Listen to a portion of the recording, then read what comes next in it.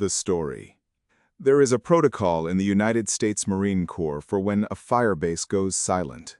First, you attempt radio contact on the primary frequency. You try 3 times, spaced 2 minutes apart, using the correct authentication codes, speaking clearly and calmly as if nothing is wrong, because sometimes nothing is wrong and the radio operator is simply occupied, or the equipment is briefly malfunctioned. Then secondary frequency. Then the emergency tertiary, which all stations monitor at all times and which no professional radio operator ignores. You send a request up the chain for aerial observation, a single light aircraft or helicopter making a pass, eyes on the position, reporting back. You wait for the aerial report. And if the aerial report comes back and says the base appears structurally intact, no hostile activity visible, no sign of enemy approach, but also no movement, no activity, no acknowledgement of overflights, no response to repeated calls, then you send men in. On the morning of September 19, 1968, Staff Sergeant Dale Pruett and 3 men of 1st Force Reconnaissance Company received a tasking that followed exactly this sequence. Firebase Whiskey, a company strength position in Quảng Province, had gone silent at some point during the previous night. The last confirmed transmission was logged at 21:47 hours on the 18th, a routine weather report, nothing unusual, the duty operator signing off at the end of his shift in a voice that suggested boredom rather than alarm. After that, nothing. 12 hours of nothing. The aerial observation, conducted at first light, reported the following.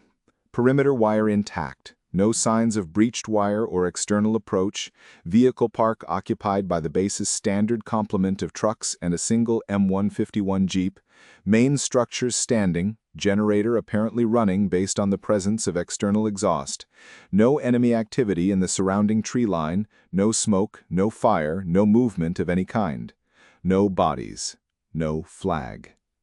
The base appeared from altitude to be a base from which the occupants had simply stepped away for a moment. Pruett and his 3-man team, Corporal Hatch on the radio, Lance Corporal UN, and Private First Class Robarts, who had been in-country 7 weeks and still startled at loud sounds, were lifted by UH-1 to a landing zone 2 clicks south and told to move in quiet, assess, and report back. They were told to expect a downed communication setup, a generator failure, possibly a company-level tactical withdrawal that hadn't been properly logged through the chain. They were told this happens sometimes. The implication was that they would find the men of Whiskey in good order somewhere nearby, embarrassed, ready to be returned to their position. Pruett had been in-country for 11 months. He had run 43 recon insertions. He knew what he was being told, and he knew what he was not being told, and he knew the difference between a base that had been abandoned in an orderly withdrawal and a base that had simply been left. He wrote about this in the letter we will come to in a moment. He wrote, "There are things you know with your feet before your brain catches up. The smell of a place tells you things.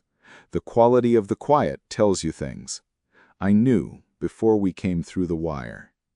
You leave a base, you take things. You take your rifle. You always take your rifle. Nobody surrenders their rifle.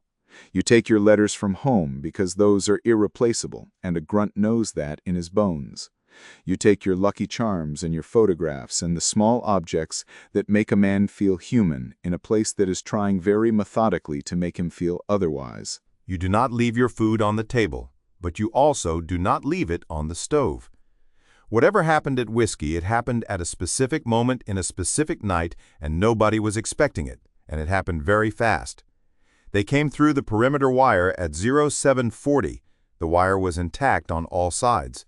No breaches, no cuts, no depressions in the ground to indicate the passage of a large force beneath it, no expended rounds in the kill zone, no evidence of any kind that this perimeter had been approached from outside. Pruett noted this out loud for Hatch, who was recording their observations on a handheld recorder as they moved. Standard procedure for an assessment like this, intended to produce a contemporaneous record. The recording was recovered with Hatch's equipment. I am going to describe what is on it in some detail, because the recording is the most complete document we have of what the team encountered in the first hour. The base was a standard company-strength fire base, a central command post constructed of sandbags and timber, a fire direction center connected to the command post by a covered walkway, a motor pool with 3 M35 cargo trucks and the Jeep observed from the air, a mess tent, a medical station, a supply bunker, and 6 fighting positions arranged in a rough hexagon around the perimeter. 43 men assigned, support company, not line infantry, which meant clerks and cooks and radio operators and mortar crews, men who knew their jobs and did them competently, but who had not been selected, as recon Marines are selected, for their specific aptitude for violence and survival. The motor pool. No keys in the ignitions, but no sign the vehicles had been moved. Dust patterns consistent with long stationary parking. The Jeep's gas tank was 3/4 full. The Fire Direction Center. Artillery plotting board still set up. Fire mission logs open to a page half filled with that morning's entries in neat technical handwriting that stopped mid-line, mid-calculation, as if the man writing it had simply stopped. Not put the pen down, stopped. The pen was on the floor. The command post. Map boards with current positions. Radios, and this is the detail that Pruett returned to again and again in the recording and in his letter. The radios were on, all of them, scanning frequencies in their normal cycles, broadcasting the soft, static hiss of active equipment with nothing to transmit. Communications log open. Last entry, 2147, September 18th. The duty officer's coffee mug was on the desk with coffee still in it. Pruett tapped the side of the mug and described the sound on the recording. Cold. The sleeping quarters. And here the recording captures something in Pruett's voice that is different from the controlled, professional tone of the first observations. A flatness, a deliberate control, as if he is concentrating very hard on keeping his voice level. He describes cots in ordinary states of use, some made, some not. One man's boot removed and placed next to his footlocker, the other boot still on his foot, which was the foot, outside the blanket. Personal items on footlockers, photographs, paperback novels, rosary beads in a small leather pouch, a deck of cards on an upturned wooden crate with 4 hands dealt face down, chips distributed, no players. The mess tent last. 3 plates at the nearest table with food on them, scrambled eggs, Pruett says, and a side of what looks like fried spam, and a tin cup with coffee. He crouches down and looks at the eggs and says, "These eggs look fresh.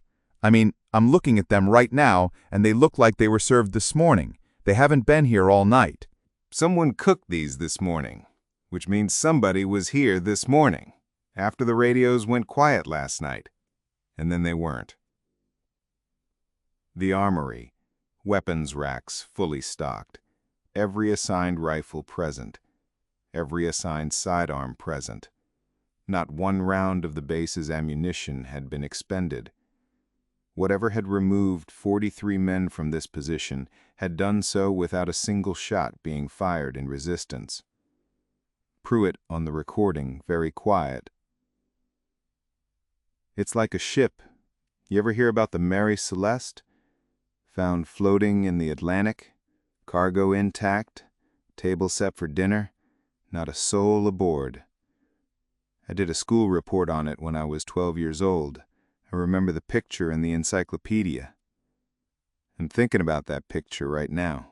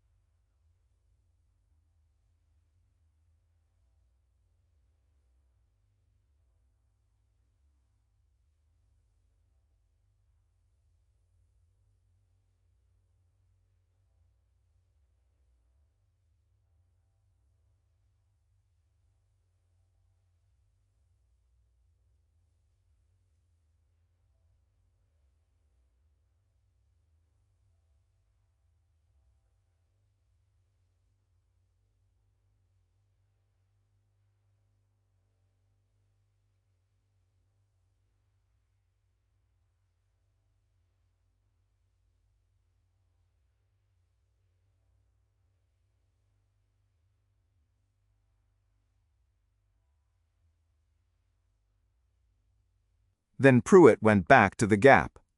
"How long have you been in there?" "Since 2 o'clock. "Last night?" No answer. "What did you see?" The voice on the other side of the door was quiet for so long that Pruett thought he had lost it, that the man had retreated back into the vocalization or into silence. And then it began speaking again, in fragments, with long pauses between them. "Around 2 in the morning, people started getting up. I thought it was a drill. Nobody told me about a drill, but I thought someone must have called one. They were all moving the same way, all of them, in the same direction. I called after them, 'Sergeant Jackson, hey, Jackson!' Jackson always answered me. He didn't turn around. None of them turned around. I watched them walk through the perimeter, not through the gate, through the wire, like the wire wasn't there. They walked through it. I saw the wire bend, and they went through, and it came back, and they were on the other side. On the other side of the wire, there were things waiting for them." A very long silence. "I'm not going to describe them. I'll tell you they were tall. I'll tell you there were several of them. I'll tell you they were standing completely still, the way something is still when it doesn't need to move because what it wants is already coming to it on its own. They were standing in the tree line, and the men walked out to them, and—" A shorter silence. "And that was it. They just went. All 42 of them, one after another, out through the wire, across the ground, into the tree line. Nobody ran, nobody looked back, like they were walking in their sleep. After the last one went, the things in the tree line looked at the base. I was behind the supply shed. I don't know why I wasn't walking like the others. I don't know why it didn't take me. I got inside the bunker, and I got the bar down. Don't look at the tree line.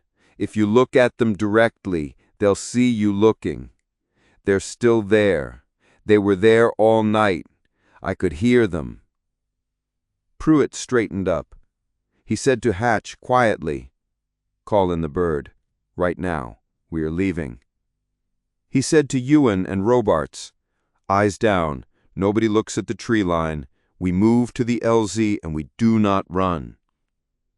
The extraction helicopter landed in the Firebase's central clearing at 0924. They moved to it in a group, eyes on the ground at their feet, and the survivor, Pruett, had opened the supply bunker door from the outside with a length of wire and a careful 40 minutes, was between them, moving, walking, breathing, his eyes fixed on the back of Pruett's neck with an intensity that Robarts would later describe as the expression of a man who has decided that if he looks anywhere else, he will die. They were in the air by 0928. Pruett's letter, addressed to his wife Linda in Beaufort, South Carolina, written the following night and found in his personal effects after he was medevaced out, breaks off before describing the extraction flight. The last substantive paragraph describes the removal of the survivor from the supply bunker, and then there is a space, a gap, as if Pruett paused for some time before writing again, and then the final paragraph, in handwriting that is faster and less controlled than the careful script that precedes it. "Linda, I have been thinking about what he said, about not looking at them, about how he was the only one who didn't walk out, and I keep coming back to the question I can't answer. They had all night. They knew where he was. That bunker has a door, not a wall. I could hear the man through it from the outside, which means they could have heard him too. They could have come for him any time they wanted." They let him stay. Why? The only answer I can think of, and I don't want to think it, but I can't stop, is that they wanted him to be found. They wanted someone to find him and hear what he had to say and know that they were there. I don't know what that means. I don't know what it means that they wanted us to know. I don't know if I was looked at on the way out. I kept my eyes down. I don't know if that matters. I kept my eyes down. Come home, Linda.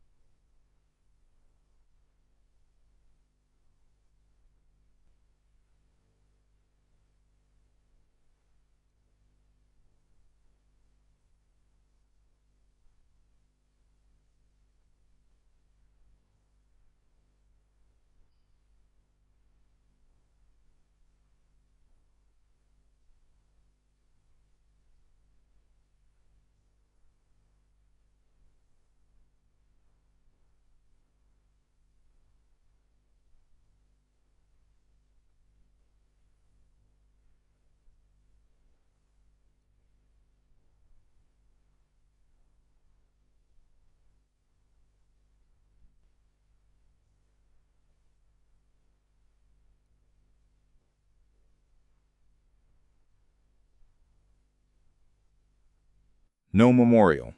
No record in any public document of the 42 men who walked out through the wire that night. They are listed as missing in action. No remains were ever recovered. No one has ever gone back to look